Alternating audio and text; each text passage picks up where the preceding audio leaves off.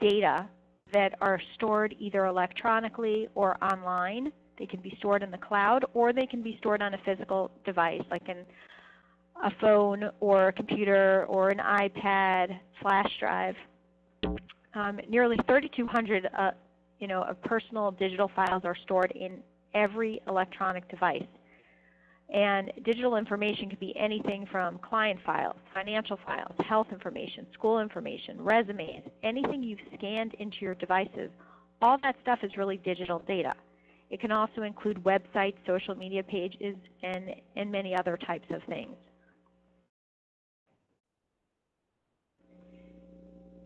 Now, it's really important to make sure that in today's day and age that you have covered your digital data as part of your estate plan. So your estate plan may include a will, a trust, powers of attorney, healthcare surrogates, living wills, or many other types of documents.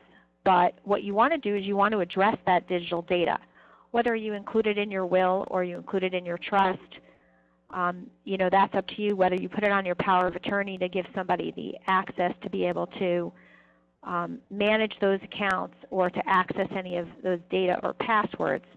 It's just really the most important thing is to actually address it. There's an estimate that an individual's digital assets are somewhere around $55,000 on an average. Now that could be extremely high for you, or if you have a business that has intellectual property and has websites and things of that nature, that number could be actually extremely low. So again, that is just an average, and just to give you an idea that we don't realize what things are worth, and that data can be very important as part of your estate plan. So what happens is that if something should happen to you, whether you become incapacitated or you die, someone needs to be able to access that information and to be able to get at those accounts, which means that someone needs to have a list of passwords as well as what they're looking for, where the accounts are.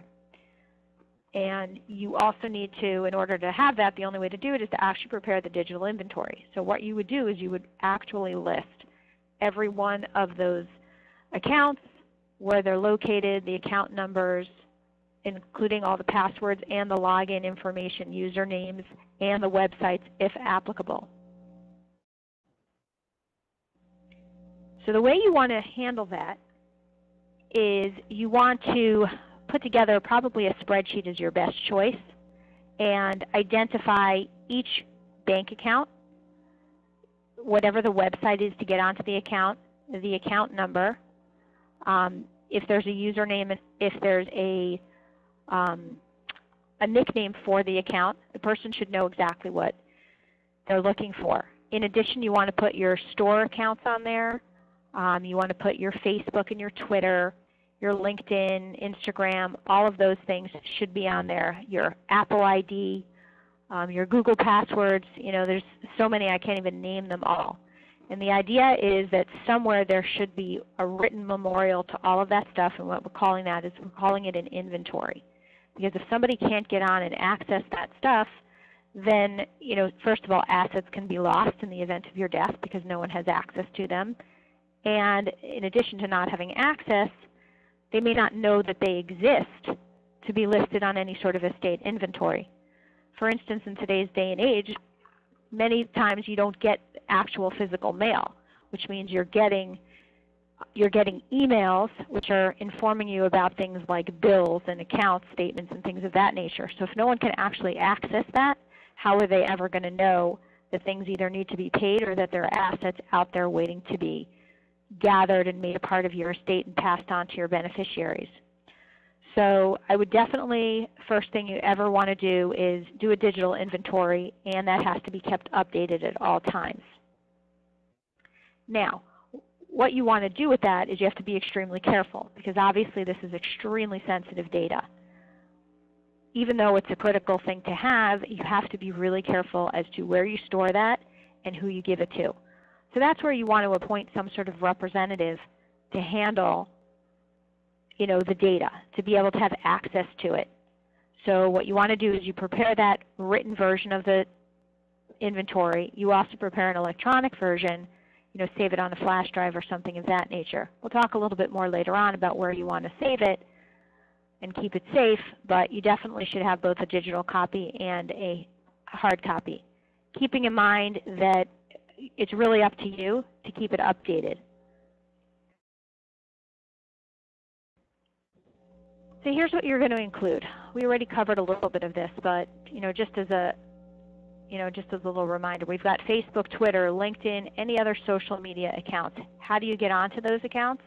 What are the usernames? What are the passwords?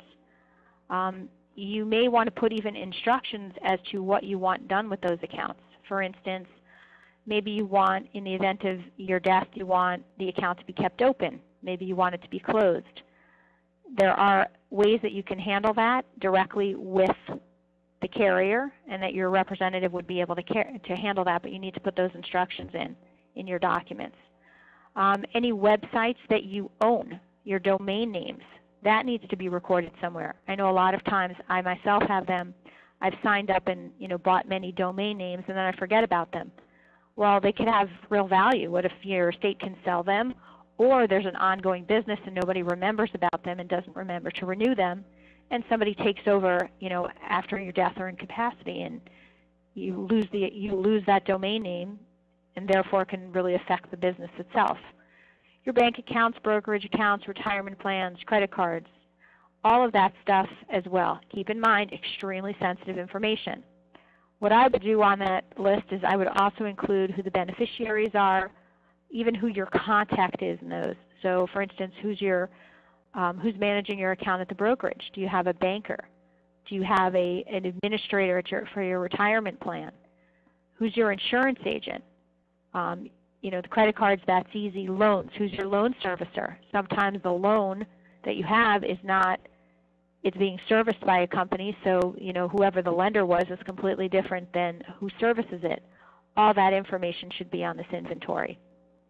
All your email accounts with all the usernames and passwords need to be on there, because if somebody can't get at your email and you're getting your mail via email, things are not going to happen that are supposed to happen. Retail accounts. That's a very interesting one, because that's usually for when you have bills that might be due after your death or incapacity. You want to make sure those are all listed somewhere. Sometimes there are credits, so you want to make sure that those credits are obtained if something happens to you. Apps for stores like eBay, Amazon, and iTunes, whatever the passwords are on those need to be on there, because nobody will be able to access them. Photographs and videos, those are extremely sensitive because those are usually very personal. You want to be really careful about what you put down as your instructions for those, because you may not want those being mass availability on that. So what you want to do is you want to put strict instructions with regard to the photos and videos. And I put that back up with, let's say, Facebook and Twitter and, well, not Twitter, Facebook and Instagram, Snapchat.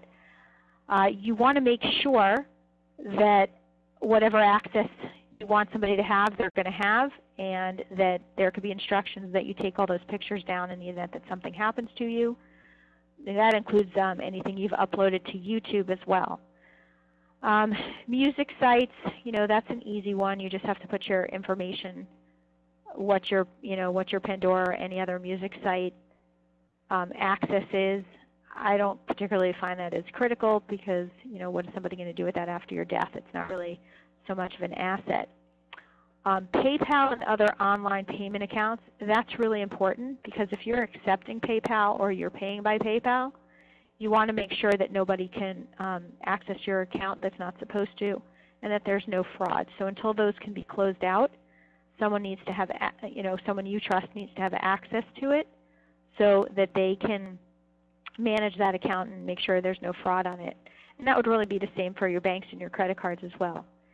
And then, of course, you would want somebody to have access to your online bill pay so that they can pay things for you, because a lot of times, checks, it's difficult to get the checks written depending on who has signature authority. So if you can pay things online, it'll make life much easier.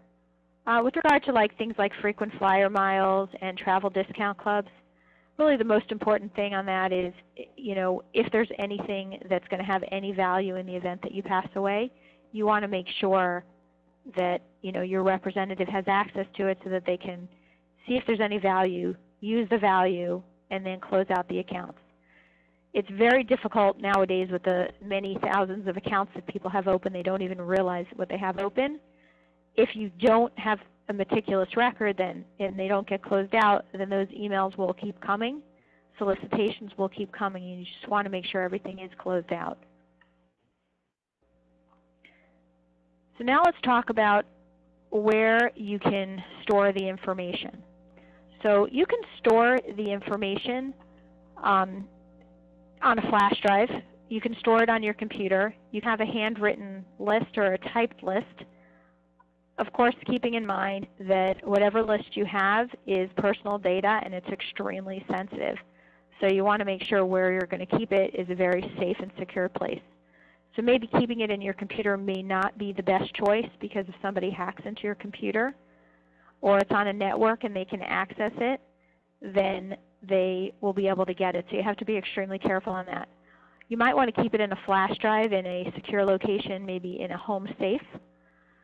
You can also keep it in a safe deposit box, but the problem with keeping it in a safe deposit box is that what happens if you need it immediately, if you don't remember your own passwords. Let's say the bank is closed, you can't get at it. Could be a weekend or a holiday. Or if somebody, if you pass away and nobody else is on your box, then they're not going to have access until the court grants them access, and that's going to be a whole process in and of itself, and they won't be able to get it for a while.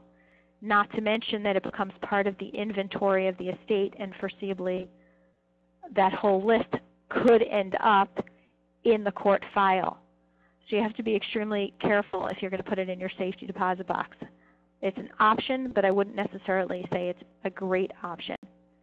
There are also companies and programs that you can download which allow you to make it easier to prepare this inventory and keep it updated. So I would definitely recommend looking into those. There are some insurance agents that have access to really good data management systems, so you can ask them if they have something available to you. Keep in mind those types of things, you just have to make sure to check out what the safety precautions are, where everything is stored. Is it stored on the cloud? Who has access? What's the security? Of course, you want to always make a digital backup. So even if you just have that printed list, if you take it off your computer, just make sure you keep a flash drive somewhere so that you're able to access it in the event of, whether there's a fire, a theft, you accidentally delete it off your computer, water damage. You just got to make sure there's always that backup somewhere.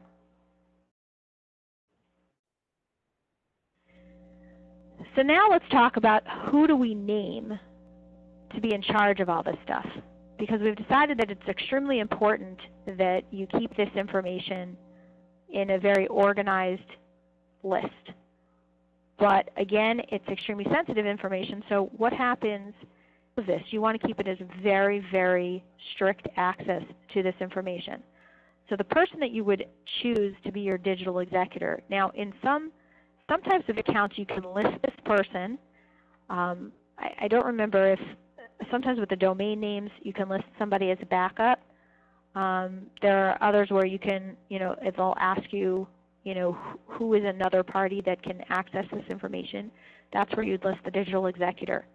But if there is no specific place to put it online, then what you would do is you would have it in your will, in your power of attorney, in your trust, that this person is being listed as the digital executor, the person who's in charge of all your digital data. So that way, should something happen to you, there's someone who has the access. Of course, this person should be somebody you trust without reproach. What I would also suggest, and I do this sometimes for powers of attorney and for trustees, is you may want to have one person who's in charge of your personal stuff, your personal emails, your shopping accounts, your personal bank accounts, and have somebody else who's in charge for any of your business data.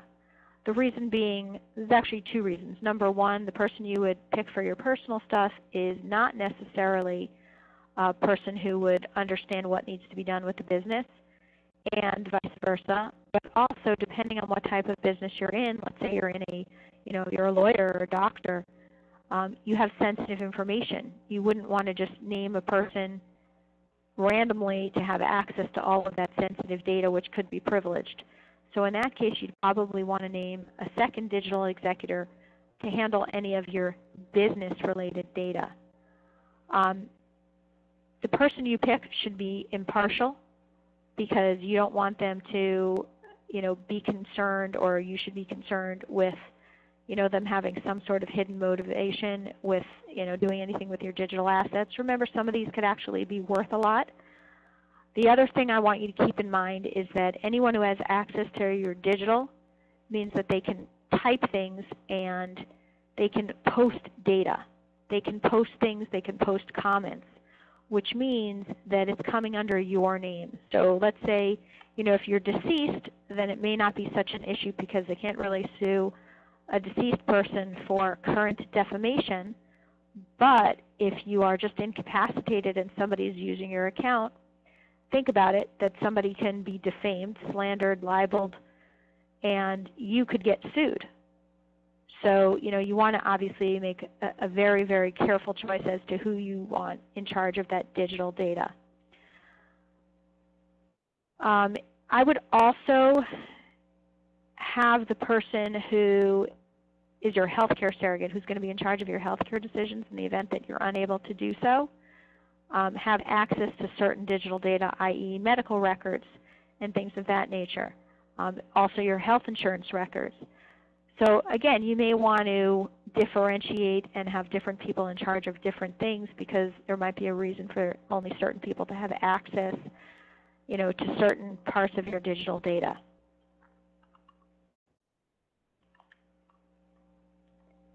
So what happens upon your death? You've done your job. You've created a very careful and updated inventory of all your accounts, the passwords, all the logins, and now you've even appointed somebody in, whether it's one person or a group of people in different capacities, to actually execute on this. So what do you do? Well, now what you want to do is you want to provide some instructions for that executor. So it's not just, okay, here's the list. You have to tell them, what do you want to do? What do you want them to do with that photo storage? What do you want them to do with the data? What do you want them to do with the domain names, the websites? Anything that has potential value needs to be handled either as part of just a transactional event at your death, so that they close the accounts and make sure that nobody is using them and that your estate can't end up being liable. And then there's stuff that's just, information. What's going to happen to it? What's going to happen to those photos? Maybe they need to go to somebody. Maybe you're storing photos somewhere and you want them to be passed on to, your children or your spouse. What about your websites? Well, those potentially have value, so you want to be able to sell those. You might give some instructions to your digital executor, or to your executor in your will, to put those up for sale and give some direction as to maybe somebody else that you already know wants to buy them. Or should it be used as part of the sale of your business if it's related to your business? What I find is a lot of people who come in here and they review their assets and they say, okay, well, we've had this business, it's been successful for 30 years. We have a website, and they don't actually realize that that website has value. So now that's an asset you would think of the business, but when they signed up for the domain name, they probably weren't thinking about it and they put it in their own name. So now not only is it, an asset that may or may not be technically owned by the business, but if it's in your personal name, it may have to actually, go through probate in order to, be ported over to the business, or sold along with the business, or sold individually. And a lot of people, it's very common, where they sign up for domain names and don't even think about it and sign it up in their individual name, mostly because they think of the domain name before they actually start the business, or the business is new and they just don't make the connection. So always make sure you have that list out there, and if you have any idea of what actually has value, you want to put that down so that your executor will know that it's an asset, that it needs to be discussed with both the attorney and the accountant so that they can determine its best value and hopefully actually maximize it for your estate. Also, you'll need to provide your executor with any and all usernames and passwords for that social media for the same reason. You don't want somebody posting after your death that's not controlled. You don't want any libel or slander on your account. And also, you may want to, I mean, it may sound a little bit morbid, but you want to potentially, write the message that's going to be posted after your death.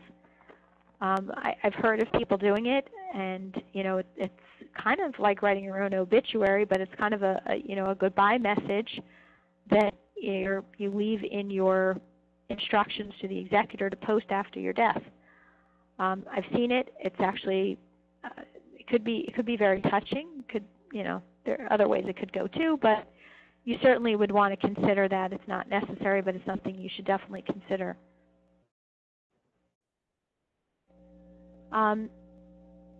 Estate laws regarding digital assets.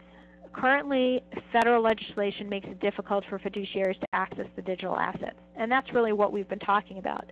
So because it's difficult for somebody to come in there, for your trustee or for your executor or personal representative appointed by the and access all that digital data, that's why you're actually doing what we've been discussing. That's why you're keeping the inventory. That's why you're providing the information. Between having all the passwords and usernames and having a court appointment as an executor or personal representative, chances are much higher that you get the access. With that said, that doesn't mean that it's an automatic. So these things have to be, contemplated at least somewhat. So you might want to have someone as a joint name on some of those accounts so that they'll have access to it no matter what. But most importantly, obviously, you need to have that list so that they have potential to have the access. 5 states have started to pass legislation on this because they're recognizing the fact that technology is here to stay, and digital accounts are basically, the wave of the future. Very few people are even getting, statements anymore by mail. They're getting them digitally. So soon the access isn't even going to be available unless it's digital. If the fiduciary doesn't have access, then what we've been talking about is going to be a huge problem. Without the access, they can't get at your assets, they can't get at your payables, they can't get at your accounts. So this new thing that they've come up with is the Fiduciary Access to Digital Assets Act, and basically it's making it a lot easier for fiduciaries who are appointed by the court to actually get access. And think about it. If the court has appointed them, the court has made them legally standing in your shoes, so there's no reason that they shouldn't have access to all this digital information. It's not passed yet, this act. It is proposed, but hopefully it's going to make life a lot easier for fiduciaries after your death, or even in the event of your incapacity where they'd have to use potentially a power of attorney or a healthcare surrogate to access any of this data.